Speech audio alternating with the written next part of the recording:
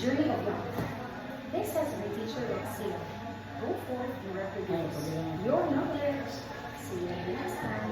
Go forth and reproduce your knowledge. Sumpay, your knowledge, kaya masig reproduce ka na. Sige.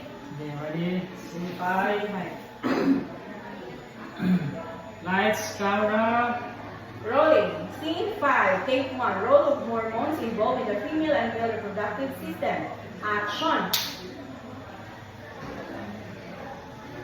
Now that you understand the role of hormones in reproduction, think about how your body is changing and growing. It's all part of the amazing journey of life. This has been Teacher Roxia. Go forth and reproduce your knowledge. See you again next time. Cut. Hey! All done.